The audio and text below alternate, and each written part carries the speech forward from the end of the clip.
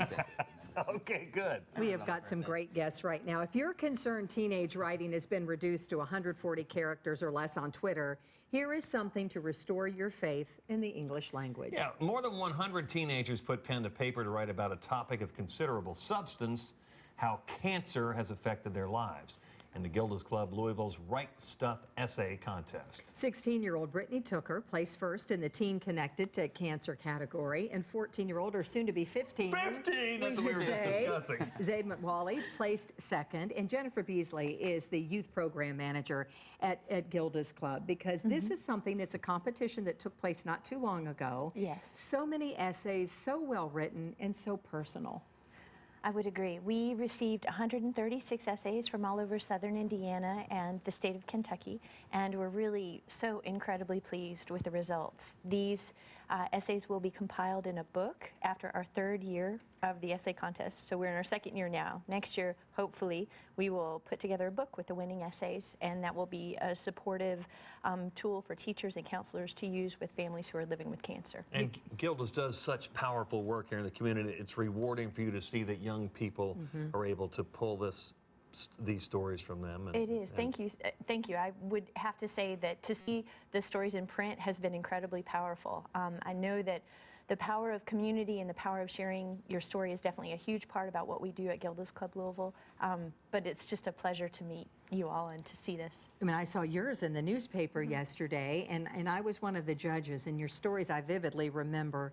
Do you remember the first line of your story? Yeah, it was the black checkered dress laid like silk against her skin. When I started reading that, I thought, who is this beautiful woman she's talking about?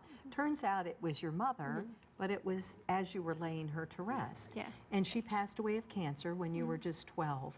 You wrote this, it was so profoundly, I mean, what you came out with on that, was it therapeutic for you to write about it? Yeah, it was, because it was really hard to get all my thoughts out, I think, to a lot of people, because they don't really understand as well as they can, I guess. But I guess it's easy to write about it, because you for sure understand when you're just writing it down to yourself. Powerful. I mean, I read the portions they gave us this morning, too. Great work. And Zaid, tell us about your grandfather. Well, he had bone cancer in his right arm when he was about 35.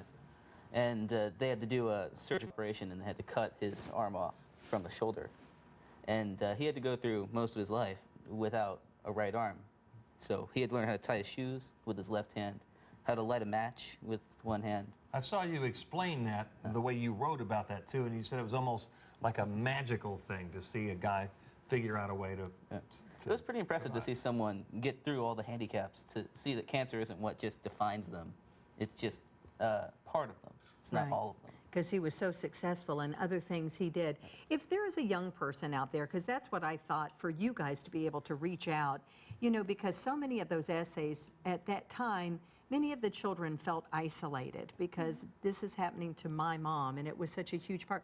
What would you say to somebody out there your age who's going through that?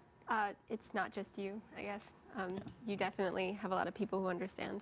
There are other people out there who've been through the same experiences and have gotten through it. It's not the end of everything if you have cancer or someone you know has cancer. You'll make it through it. There's going to be life afterwards, even if they end up dying. Yeah. And writing is such a powerful tool, of course, but when it's about someone you love, I guess it's easier to make the words flow, isn't it? It's just easier to get the writing out. You can really just, you understand what you're trying to say. You know what you're trying to write. You know about the person, you know everything you're going to do, and it comes out. You know exactly, this is what happened, this is what he did, this is his story. We should tell people you're a Saint guy and you are a John Hardin in Radcliffe area? You're both amazing writers. Is that part of your future? I know this was for an essay contest about cancer, but I have to say, after reading, I'm like, they're so gifted as writers. Is that in your future anywhere? Nah, possibly, I guess. After this? Yeah, I'm not sure yet, but maybe. After this, how about you? No commitments. I might be a writer, I might be a business person. No commitments. No commitments. I will do anything to get where I want to be, which I don't know yet. I'll tell you what, you're both gifted at it, and wonderful stories, and I would say, boy, would they be proud of you all. Thank you guys so much, and you had to be thrilled with the results. And if people out there want to see them, they can eventually. Yes, they're actually on our website, gildasclublouisville.org. They will also be published in the Courier Journal as well. I know that 2 of the winners the first place winners are on the Courier Journal website right now. All right. Perfect. So, thank you all thank so you so much. much.